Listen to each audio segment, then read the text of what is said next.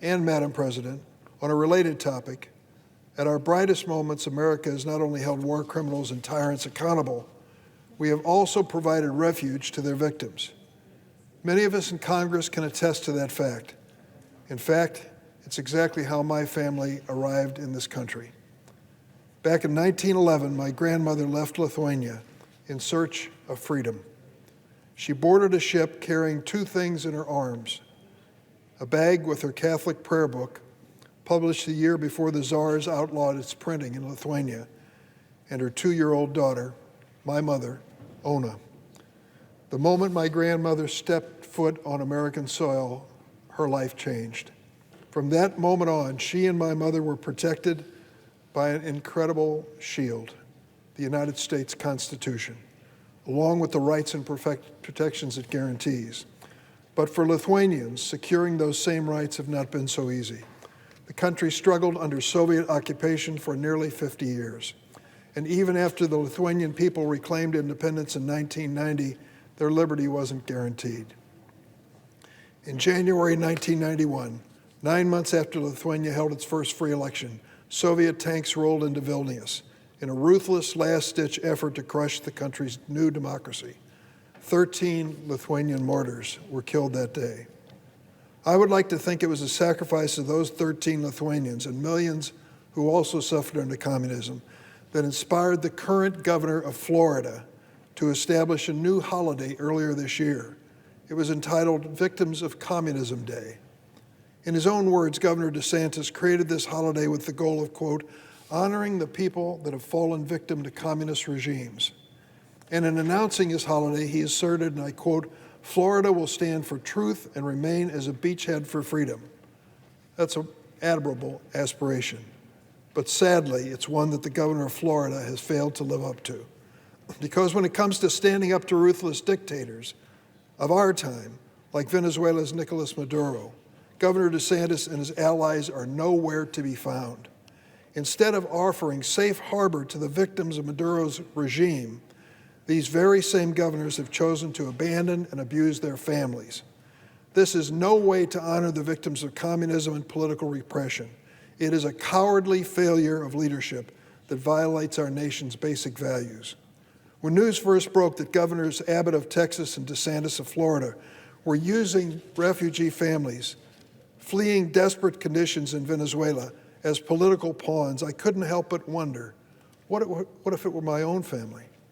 The families fleeing Venezuela are seeking refuge from the same menace that the victims of communists faced decades ago: political persecution, state-sanctioned violence. Under Nicolas Maduro, Venezuela has been reduced to a failed criminal state, awash in human misery. It's so dangerous, the State Department warns Americans to avoid traveling to that country. And the people of Venezuela suffer every day under rampant corruption, human rights violations, hunger, criminal mismanagement. I saw it for myself when I visited Venezuela just a few years ago, just before Maduro's latest sham election. Since then, things have grown worse. Hospitals are devoid of basic medical supplies. Kids and parents are too hungry to go to school or work. And Maduro's barbaric regime is being propped up by some of the most repressive powers of the world, like Russia and Cuba. A recent United Nations report found that Maduro and his cronies have been systematically repressing Venezuelans and even gruesomely torturing their political opponents. These horrors have driven nearly 7 million Venezuelans to leave that country in desperation and fear. To put that in perspective, that's more than the number of Syrian refugees and nearly equal to the number of Ukrainian refugees fleeing active wars in those countries. So despite what some Republicans have claimed, the families fleeing Venezuela are not illegals or invaders. They're victims of the same ruthless tactics that once defined the Soviet Union. But instead of helping these families, Governor DeSantis and Governor Abbott declare holidays and have chosen to exploit their fear and confusion. I met with a few of the families who were unwittingly placed on migrant buses to Chicago by Governor Abbott of Texas a few weeks ago. One of the people I met was named Carlos. He and his wife and 2 little girls were sitting at a table, and we were able to talk to them for about a half an hour and ask questions. Carlos was a hard worker in Venezuela, but the country's political and economic crisis was so severe, his job couldn't keep food on the table. His family was on the brink of starvation. So on May 15th, Carlos and his wife, along with those two beautiful little girls, decided to literally flee for their lives. They embarked on a 5-month journey, much of it on foot, to the Texas-Mexico border. It was a nightmare of violence, theft, and exploitation. Carlos told me at one point he thought he would die while spending nine nights in a Panama jungle. But by the time they were rescued by a local military force, all of their money were gone, their cell phones had been stolen, they were penniless. But they pressed on and eventually made it to America. They filed their claim for asylum. We're honored that they were brought to Chicago, but the circumstances were not good. To me, Carlos is living proof that we have more work to do in ridding the world of violent repression and totalitarianism. These evils didn't suddenly disappear with the fall of the Soviet Union. And I actually share the Florida governor's belief that America has a responsibility to stand in contrast to dictators like Maduro and Putin by actually defending truth and freedom. But that responsibility is far bigger than declaring a holiday, because it's one thing to speak out against the evils of communism or voice opposition to Maduro, but talk is cheap. The real test for our values begins when the victims of tyrants like Maduro arrive at our doorstep in search of freedom. And I'm sad to say Governor Ron DeSantis and Greg Abbott have literally failed that test.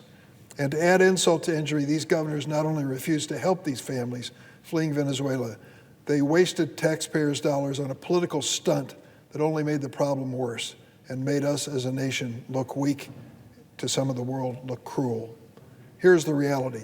The most powerful way to stand up against dictators like Maduro is by honoring America's legacy as a beacon of freedom. That means coming to the aid of families like Carlos, families that are applying for asylum the right way and seeking a fair shot in America, like our own families once did. In fact, we need workers. We have 11 million unfilled jobs in this nation and 5 million unemployed Americans. Let's put young, able-bodied people like Carlos to work in jobs that Americans don't want. Let's get them on the books and give them their fair shot so they can finally enjoy security and safety for their families that was denied to them in their home countries. They'll contribute to a better America. Time and again, immigrants have shown us that they rise to the occasion, work harder than most, and achieve things unimaginable.